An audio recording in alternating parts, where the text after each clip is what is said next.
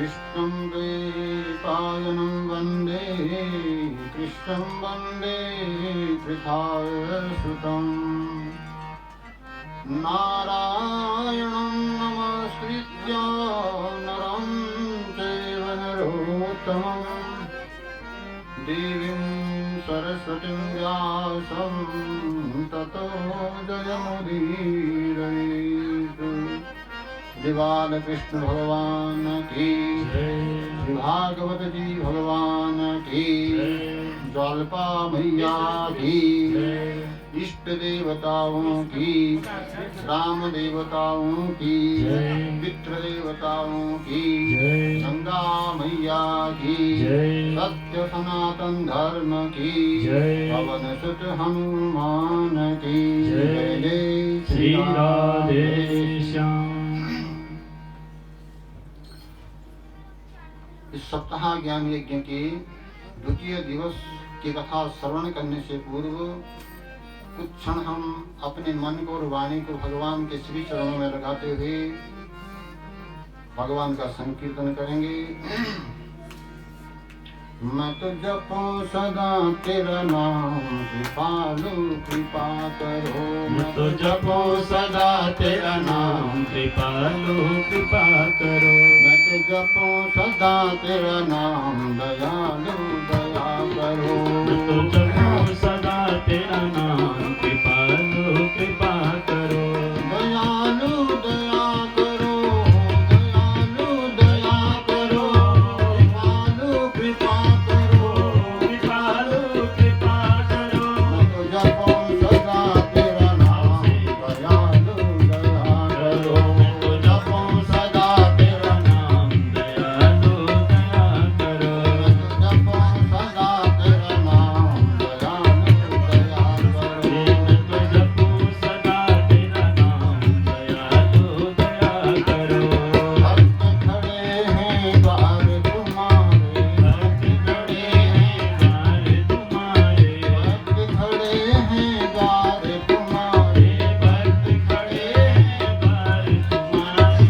अपनी दया के खोलो द्वारे, अपनी दया के खोलो द्वारे, अपनी दया के खोलो द्वारे, अपनी दया के खोलो द्वारे। पूर्ण हो सब काम, दयालु दया करो। मेरे पूर्ण हो सब काम, दयालु दया करो।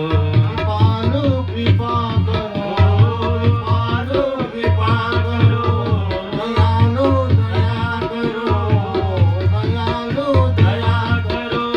जपो सदा तेरा नाम, दयालु दया करो। जपो सदा तेरा नाम, दयालु दया करो। भजन कीर्तन गाऊं मैं तेरा, भजन कीर्तन गाऊं मैं तेरा, भजन कीर्तन गाऊं मैं तेरा, भजन कीर्तन गाऊं मैं तेरा।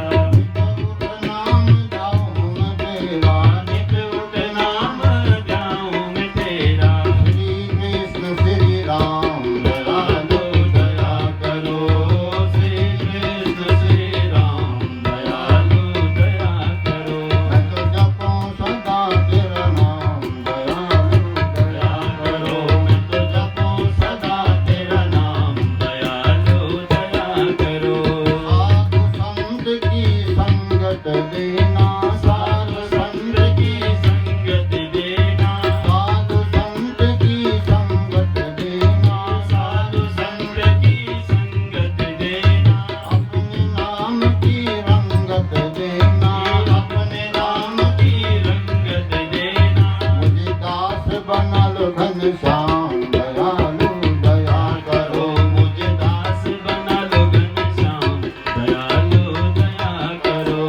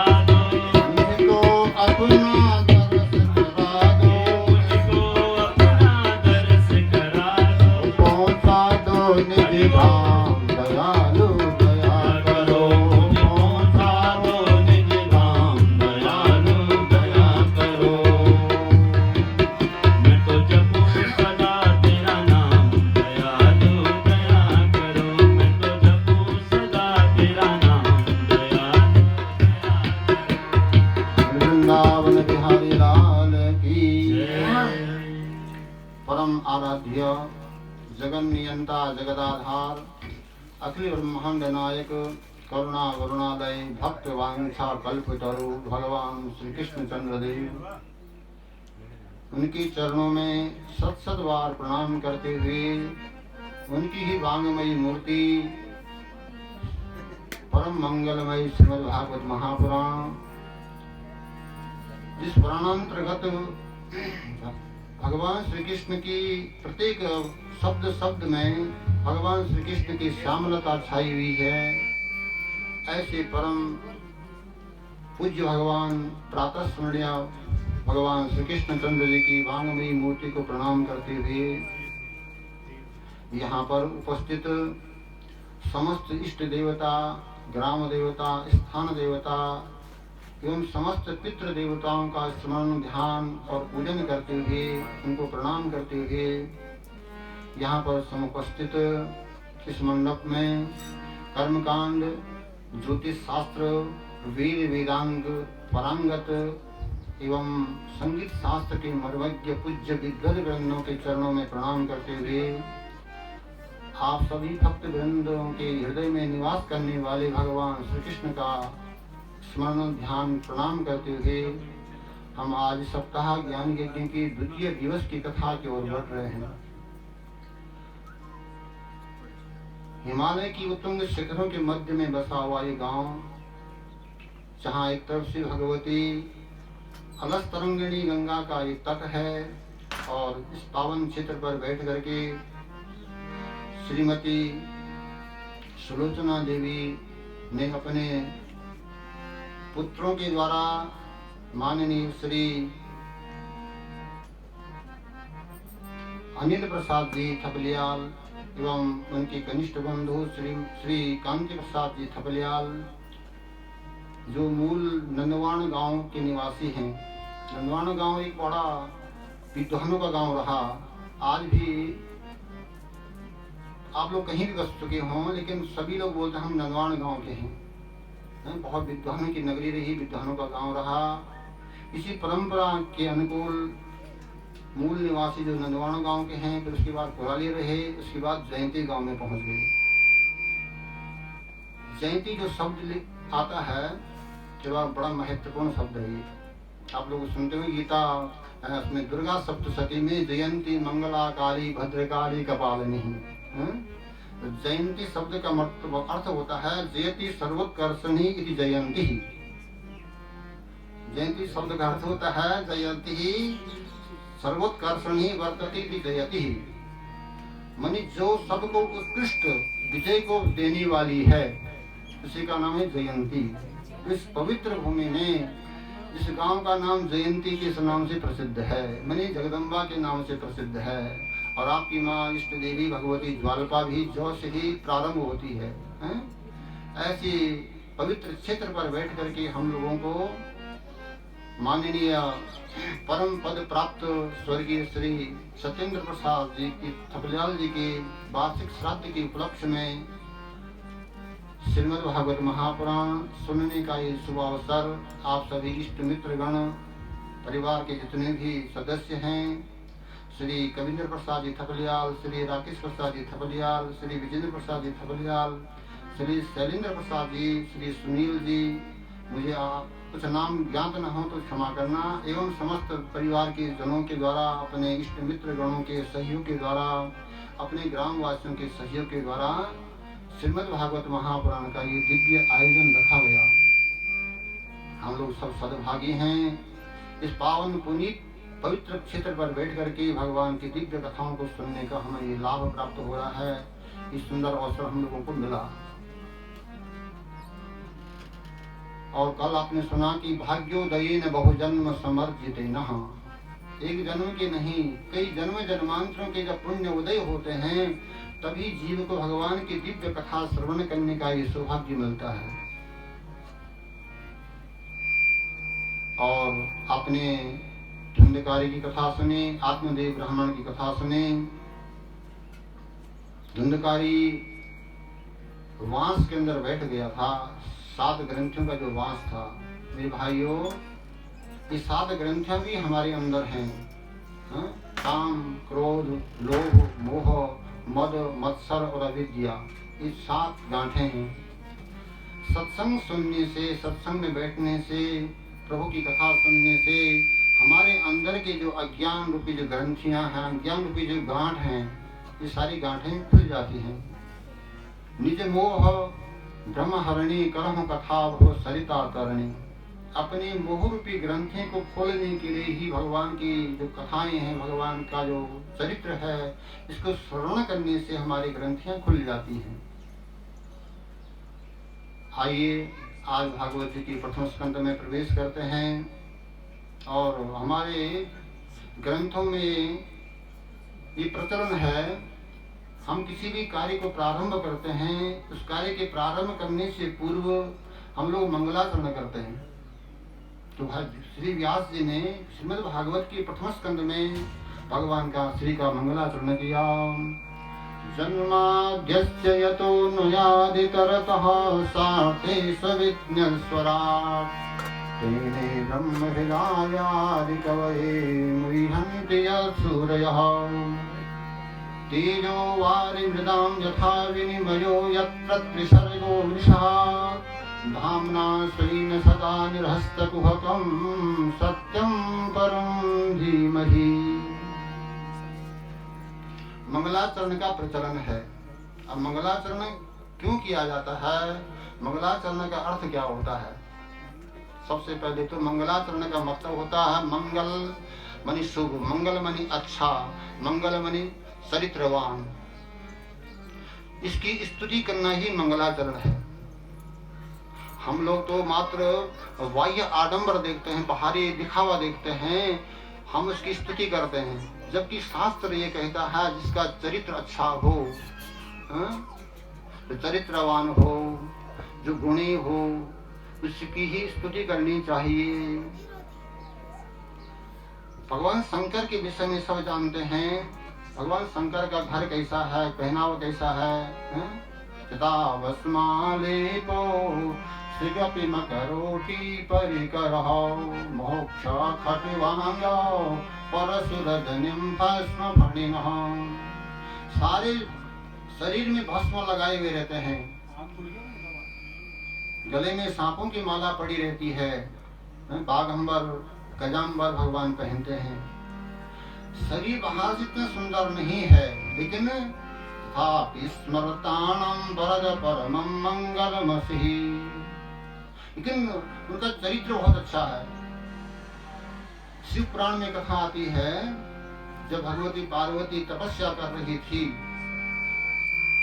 तो देखा भगवान तो समाधि में बैठे हुए, भगवान के ऊपर कोई फर्क नहीं पड़ रही है। कामदेव को भेजा, रति को भेजा, सब परास्त हो गए।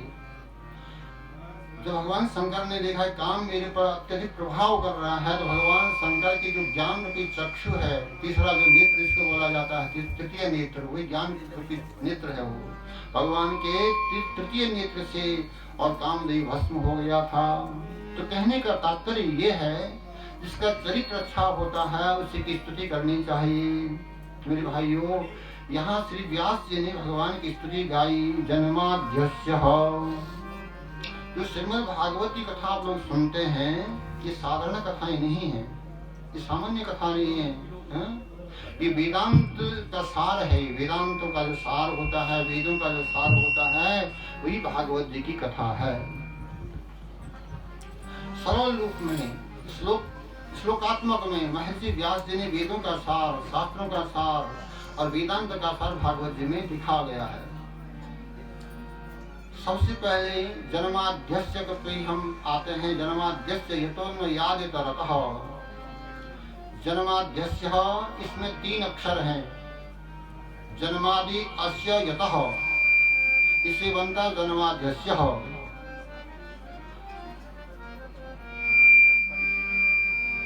जो संसार को जन्म देते हैं, जो संसार का पालन करते हैं और जो संसार का संहार करते हैं। उत्पत्ति, स्थिति और लय। यतः, इस यतः शब्द का अर्थ होता है जो जन्माध्यस्य, जन्माध्यस्य मानी जो संसार को बनाते हैं, संसार का पालन करते हैं, संसार का संहार करते हैं। और जन्माद्यस्य शब्द में बहुब्रीहि समास है। जन्माद्यस्य जो शब्द बनता है इसमें बहुब्रीहि समास बनता है। जैसे कि लंब कर्ण का मानयः, लंब कर्ण का मानाय शब्द है। जैसे लंब कर्ण का माने होता है गधा, गधे को लाओ। अथवा दूसरा शब्द होता है पीताम्बरधरः, पीताम्बरधरः माने पीताम्बर को धारण करने वाला। ऐसे ही शब्द बना हुआ है जन्माद्यस्य। पहला शब्द है ये ब्रह्म सूत्र का दूसरा सूत्र है। ये पहला सूत्र है अथातो ब्रह्म जिज्ञासा, पहला सूत्र ये है ब्रह्म सूत्र का। दूसरा सूत्र है जन्माद्यस्य। तो इसमें बहुब्रीहि समास है। पीताम्बरधरः, जिस प्रकार से पीताम्बर को धारण करने वाले कौन है? भगवान विष्णु हैं। तो विष्णु विशेषण है और एक विशेष्य है। ऐसे ही जन्माद्यस्य एक विशेषण है और एक जन्माद्यस्य विशेषण है और यतः विष्णु विशेषण है। तो जहाँ विशेष्य की जहाँ महत्ता नहीं होती है, वहाँ विशेष का जहाँ महत्व होता है उसी को बहुब्रीहि समास कहा जाता है। तो जन्माद्यस्य शब्द पे बहुब्रीहि समास को उच्चारण किया गया है। अस्य जन्माद्यस्य अस्य जो शब्द बनता है मेरे भाइयों षष्ठी विभक्ति का है। अस्य माने षष्ठी विभक्ति। यहाँ पर व्याकरण पढ़े हुए बहुत लोग हैं, यहाँ पर पंडित हैं सारे, इसलिए वो लॉन्ग में तो ये कथा नहीं बोलता क्योंकि लोग पंडित लोग हैं, यहाँ पर पंडितों का गाँव है इसलिए बोलना पड़ रहा है। अस्य शब्द जो है षष्ठी विभक्ति का है और षष्ठी विभक्ति में कारण का निर्देश होता है का के की। समझिए षष्ठी विभक्ति जो है का के की, इसमें प्रयोग किया जाता है। अस्य माने का। तो षष्ठी विभक्ति में जिस प्रकार से कि पीताम्बरो हरि, पीताम्बर धारण करने वाले हरि हैं। पीतानि अंबराणि जैसे स पीताम्बरो हरि, मेरे पीले वस्त्र को धारण करने वाले जो हैं वो कौन है? हरि हैं। हरि माने भगवान विष्णु हैं। ऐसे ही शब्द है जन्माद्यस्य। जन्माद्यस्य शब्द में 3 शब्द छुपे हुए हैं। जन्म अस्य यतः, जन्म अस्य यतः। जो संसार को बनाने वाले हैं, संसार का जो पालन करने वाले हैं, ऐसे भगवान परमात्मा का ध्यान करते हैं। कैसे बनाते भगवान? सुन लो। कुम्हार होता ना, कुम्हार बने अरे जो मिट्टी से बर्तन बनाता है, कुम्हार जब मिट्टी से बर्तन बनाता है तो अपने मन में सोचता पहले कि मुझे इस प्रकार का जो है बनाना है, मुझे ऐसा मुझे बर्तन बनाना है। तो पहले मन में सोचेगा वो, तब जाकर के जो है वो बर्तन बनाएगा। ऐसी परमात्मा भी इस संसार को बनाने के लिए सोचते हैं कि मुझे इसको कैसा बनाना है। देखा आपने संसार में चित्र विचित्र प्रकार, नाना प्रकार के जीव भगवान ने बनाए हुए हैं। हम मनुष्य सभी प्रकार के हैं, लेकिन भगवान ने सबको रंग रूप अलग अलग दिया है, स्वभाव अलग अलग दिया है। ऐसे ही परमात्मा जो है संसार को जो बनाने वाले हैं, ऐसे भगवान को हम बार बार प्रणाम करते हैं। मेरे भाइयों, इसी श्लोक पर जो एक ही श्लोक है, इसी श्लोक पर 100 व्याख्याएं हैं। 100 व्याख्याएं इसी श्लोक पर। यदि इसी श्लोक पर बोलता जाऊंगा तो समझ से फिर आगे का कर्म रुक जाएगा।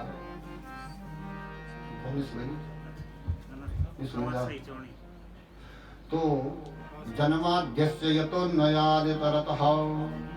अब देखिए भगवान हमें कैसे बचाते हैं, सुन लो।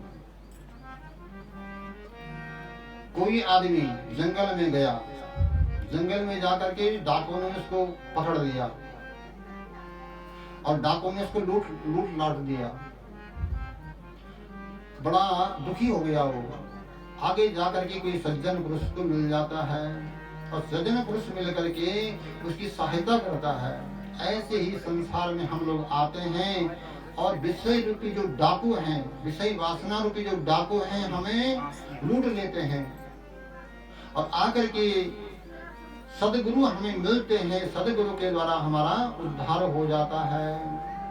तो जन्माद्यस्य यतोन्मयात् इतरतः जो परमात्मा जो है सृष्टि को स्थिति करते हैं, पालन करते हैं और लय करते हैं।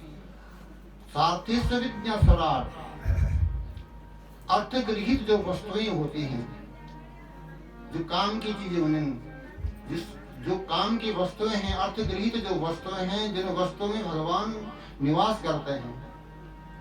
और जो परमात्मा कैसे हैं? स्वराट हैं। स्वराट माने जो स्वयं प्रकाशमान है। गीता में भगवान ने कहा 15वें अध्याय में, न तद भासयते सूर्यो न शशांको न पावकः यद गत्वा निवर्तन्ते तद्धामं परमं मम। न तद भासयते सूर्यः, वहाँ सूर्य की आवश्यकता नहीं, चंद्रमा की आवश्यकता नहीं है। जो स्वराट हैं, स्वयं प्रकाशमान हैं, ऐसे स्वयं प्रकाश परमात्मा को हम प्रणाम करते हैं। तेने ब्रह्म हृदय आदि कवये, उन्होंने ब्रह्मा को की हृदय में वेदों का ज्ञान दिया। ब्रह्मा जी को कहीं विद्यालय में पढ़ने की आवश्यकता नहीं पड़ी, भगवान ने उनकी हृदय में वेदों का ज्ञान दिया। आदि कवि जो ब्रह्मा जी हैं, मुह्यन्त्यत् सूरयः, जिस परमात्मा को जानने के लिए बड़े बड़े विद्वान भी मोह को प्राप्त हो जाते हैं। मुह्यन्त्यत् सूरयः तेजो वारिमृतां यथा विनिमयो। अब देखिए परमात्मा की माया कैसी है। तेजो वारिमृतां यथा विनिमयो, प्रकाश, जब सूर्य का प्रकाश जाता है उस बालू पे, तो बालू पे जो प्रकाश चमकता है तो वो बालू जल की तरह लगता है, जल की इसमें भ्रांति होती है, जबकि वो बालू जल नहीं है, क्या है? वो बालू है। और प्रकाश के कारण से वह बालू जल की प्रतीति इसमें होती है। ऐसे ही इस संसार को हम देख रहे हैं, वह संसार सत्य नहीं है। ब्रह्म सत्यम जगन मिथ्या, ब्रह्म सूत्र। ब्रह्म सत्य है, जगत मिथ्या है। अब जिस संसार को हम मिथ्या समझ रहे हैं, उस संसार को हम सत्य कैसे समझते हैं, क्यों जानते हैं? तो सुन लीजिए। किसी गरीब के गले में सुंदर मोतियों की माला पड़ी हो, असली मोतियों की माला पड़ी हो, और किसी सेठ के गले में नकली मोतियों की माला पड़ी हो, समझ रहे हैं? तो हमें क्या आभास होगा? गरीब के गले की असली समझेंगे या सेठ के गले की असली समझेंगे? सेठ के समझेंगे ना। क्यों समझेंगे? क्योंकि उसकी इतनी सामर्थ्य है। ऐसे ही ये असार रूपी जो संसार है, इस असार रूपी संसार को भगवान ने अपने द्वारा प्रकट किया है, अपने द्वारा बनाया है। भगवान ने इसको धारण किया है, स्वीकार किया है। इसलिए संसार में जो माया है, ये माया परमात्मा की जो माया है, न होते हुए भी जो सत्य प्रतीत होती है, ऐसे तेजो वारिमृतां यथा विनिमयो यत् त्रिसर्गो निशः। त्रिसर्गो निशः माने जन्म, स्थिति और लय तीनों झूठे हैं, फिर भी हमें वो सत्य प्रतीत होते हैं। ऐसे इस परमात्मा को हम बार बार प्रणाम करते हैं। किस परमात्मा को? सत्यम परम धीमहि, सत्य स्वरूप। यहाँ पर भागवत जी में तो भगवान कृष्ण की भी कथा है, राम की भी कथा है, सारे अवतारों की कथा मिलती है यहाँ, लेकिन किसी देवता का नाम नहीं बोला। क्या बोला? सत्यम परम धीमहि। मेरे भाइयों, शिव महिम्न स्तोत्र में एक आता है, त्रिसांख्यम योगा पशुपति मतम वैष्णवमिति प्रभिन्ने प्रस्थाने परममिदमदपथ्यमिति च रुचीनां वैचित्र्या द्विजकुटलमानां पटजुषाम्। अरे सबकी अपनी अपनी मति होती है, सबकी अपनी अपनी इच्छाएं होती हैं। जगह जगह से जो नाले निकल रहे हैं, जगह जगह से जो नदियां बह रही हैं, कहाँ जा रही हैं नदियां? कहाँ मिल रही हैं? समुद्र में। ऐसे ही जितने भी पंथ हैं, जितने भी मार्ग हैं, सब जाकर के इस ब्रह्म में मिल जाते हैं, इस प्रभु को प्राप्त हो जाते हैं। तो सत्यम परम धीमहि, परमात्मा का स्वरूप कैसा है? सत्य स्वरूप ही परमात्मा है। परमात्मा सत्य है, समझ रहे हैं? अब देखिए, हम लोग हिंदुस्तान में रहते हैं, भारतवर्ष में रहते हैं, और प्रत्येक देश के प्रत्येक विभाग के अपने अपने मुख्य वाक्य होते हैं। जैसे आप टेलीफोन विभाग में जाओगे तो वहां लिखा रहता है अहर्निश सेवायां, रात दिन की सेवा में। आप यदि भारतीय जीवन बीमा निगम में जाओगे वहां लिखा रहता है योगक्षेमं वहाम्यहम्। आप विद्यालय में जाओगे, विद्यालय का मुख्य वाक्य है सा विद्या या विमुक्तये, वही विद्या है जो मुक्त कर देती है। ऐसे ही प्रत्येक देश के अपने मुख्य वाक्य होते हैं, चिन्ह होते हैं, हैं? मेरे भाइयों, हमारे इस भारतवर्ष का, इस हिंदुस्तान का जो मुख्य वाक्य क्या है? सत्यमेव जयते। अशोक स्तंभ होता है, अशोक स्तंभ के ठीक नीचे हमारा जो चिन्ह है, राष्ट्रीय चिन्ह है, क्या है? अशोक स्तंभ। उसके ठीक नीचे लिखा रहता है सत्यमेव जयते। अब तुम्हारे पास नोट होना, नोट पैसा तो मैं दिखाने से भी उनमें लिखा रहता नीचे से सत्यमेव जयते। समझ रहे? हमारे देश का जो मुख्य वाक्य है क्या है? सत्यमेव जयते। और सत्य में निष्ठा होती है, सत्य में विश्वास होता है। समझिए, सत्य ही परमात्मा का स्वरूप होता है, सत्य ही परमात्मा है। जिस प्रकार से एक और एक मिलाकर के दो ही होगा, एक और एक मिलाकर के तीन नहीं होगा। समझिए, तो सत्य तो सत्य होता है, सत्य को छुपाने की आवश्यकता नहीं होती है। एक झूठ नहीं छुपाना होता है ना, हम 50 झूठ जोड़ने पड़ते हैं, जोड़ते नहीं जोड़ते हैं। एक झूठ को छुपाने के लिए हम 50 झूठ को बोल देते हैं, लेकिन सत्य को छुपाने की आवश्यकता ही नहीं पड़ती है। सत्य तो प्रकट होता है हमेशा। ऐसे सत्य स्वरूप भगवान को हम प्रणाम करते हैं। सत्यनारायण भगवान की। फिर व्यास जी लिखते हैं, और मंगलाचरण भी मेरे भाइयों भागवत जी में 3 है। पहला मंगलाचरण है श्री व्यास जी का, दूसरा मंगलाचरण है श्री सूत जी का, तीसरा मंगलाचरण है श्री सुखदेव जी महाराज का। और ये मंगलाचरण भी 3 प्रकार के होते हैं।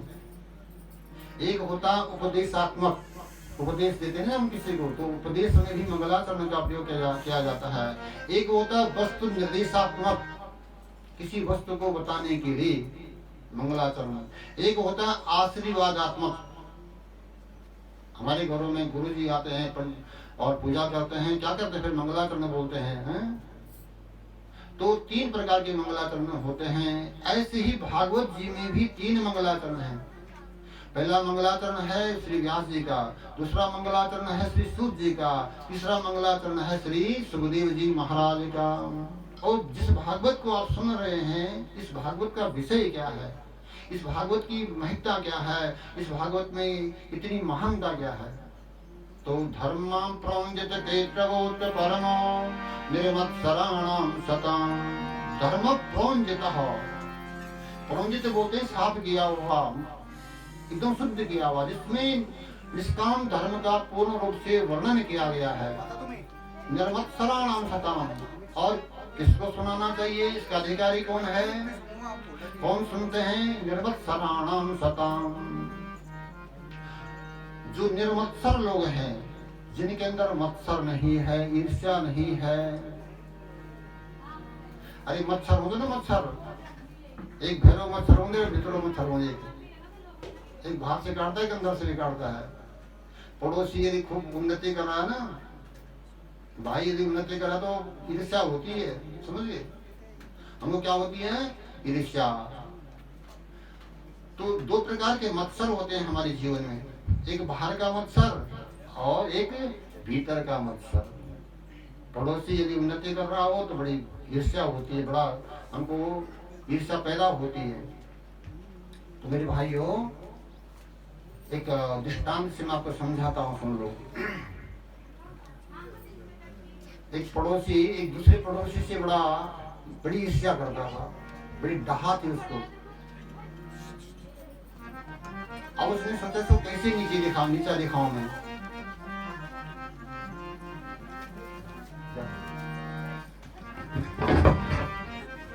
इसको कैसे नीचा दिखाऊं? तो उसने भगवान शंकर की जो है तपस्या की।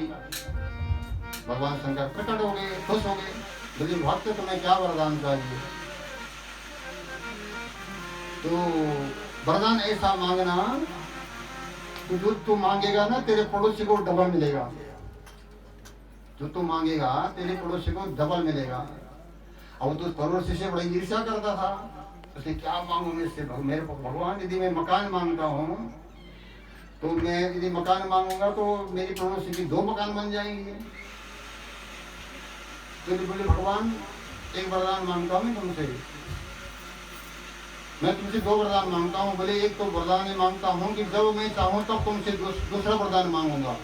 अरे एक वरदान मुझे मेरी मकान चाहिए, मेरे मकान घर से मुझे। तो उसका घर बन गया, पड़ोसी का 2 घर बन गए। उसको फिर उसने बोले तपस्या की मैंने और फल मिला मेरे पड़ोसी को। फिर उसने भगवान को पुकारा, क्योंकि भगवान को उसने वचनबद्ध किया था कि भगवान मैं तुम्हारा जब मैं चाहूं तब तुम्हें बुलाऊंगा। फिर भगवान को याद किया तो भगवान ने बोला क्या चाहिए तुझे? बोले भगवान मुझे जो है मेरे मकान के आगे एक गड्ढा चाहिए,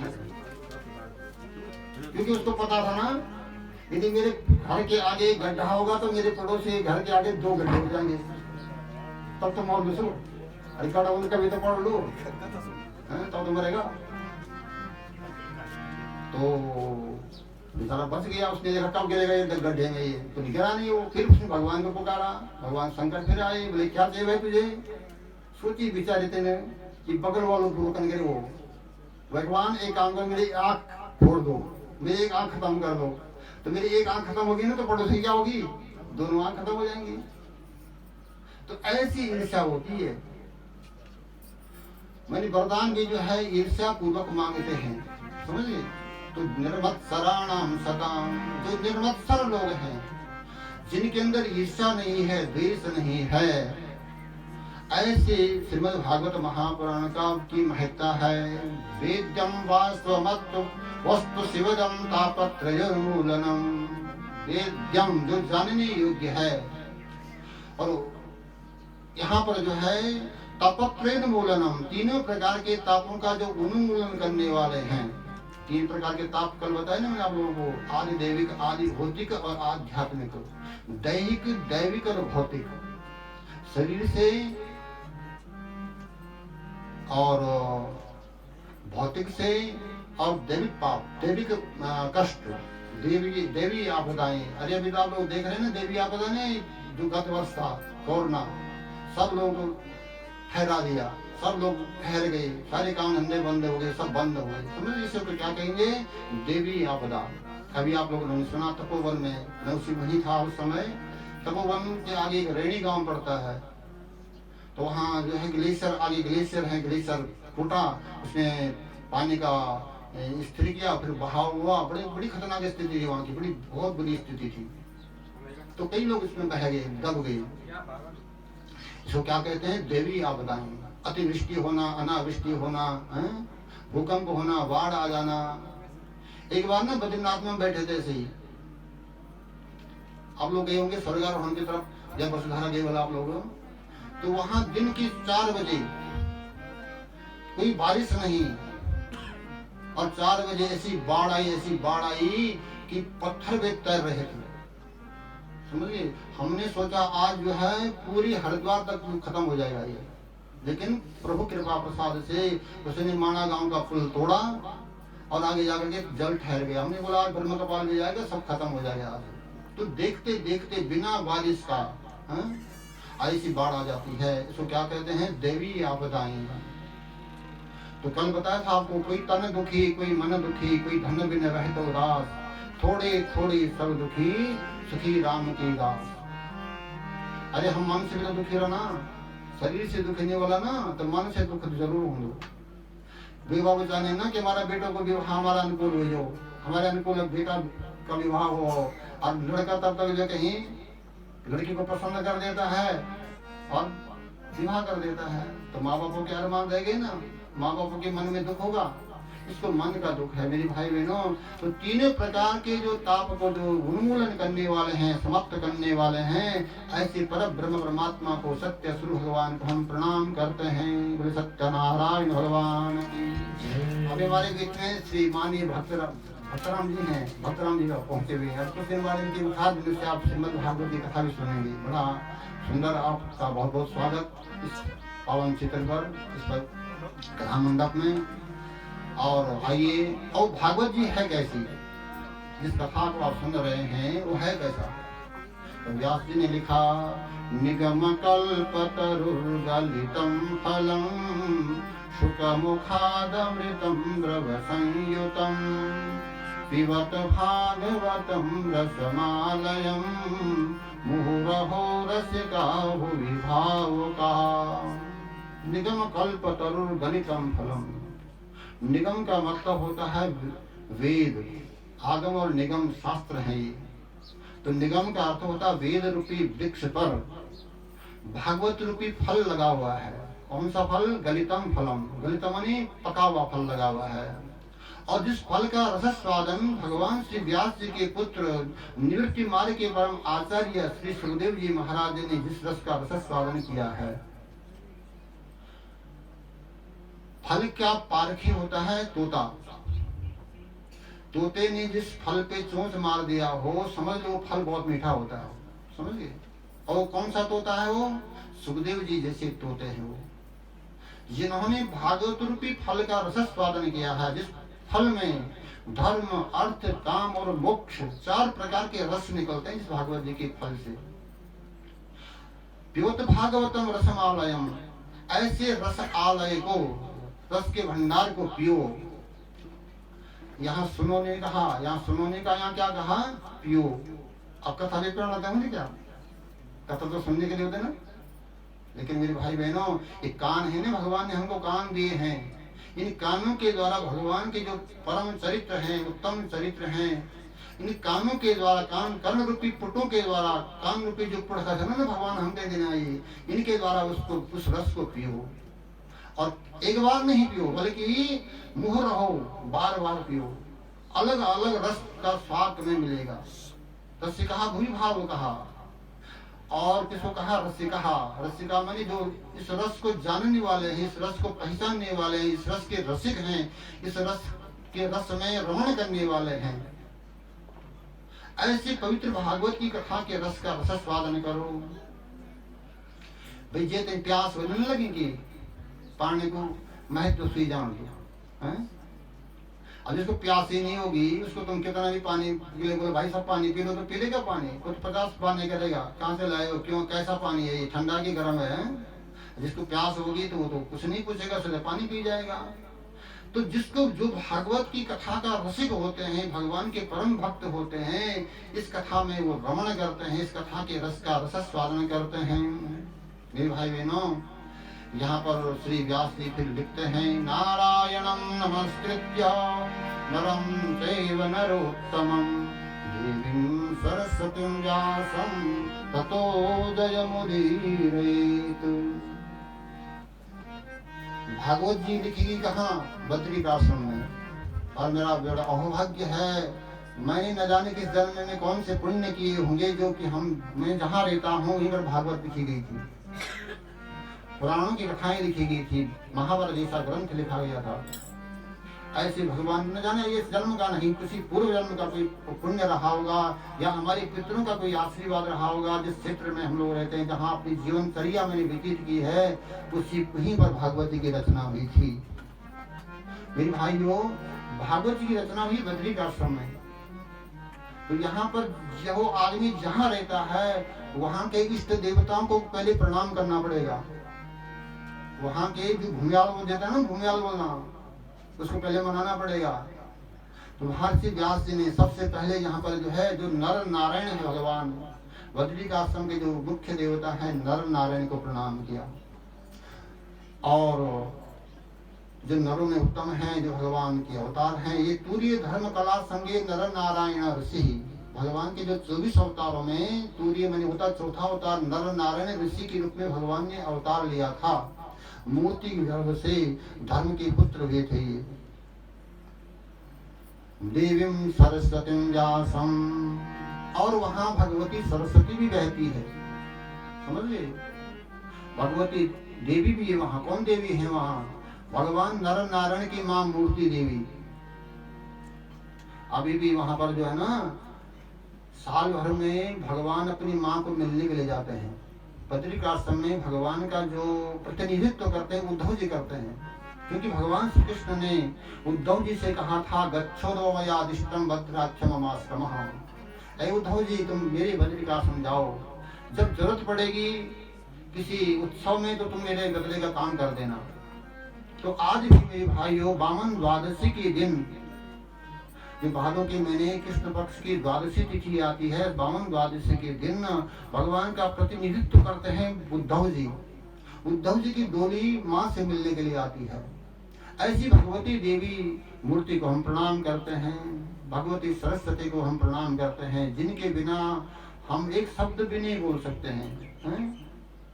ऐसी विद्या की प्रदात्री और माँ भगवती सरस्वती को प्रणाम करते। चलिए एक बार भगवान बद्री विशाल की ओर चलें और उनका गुणवान वाद गाएं। भजमन बद्री विशाल नटवर गोपाल।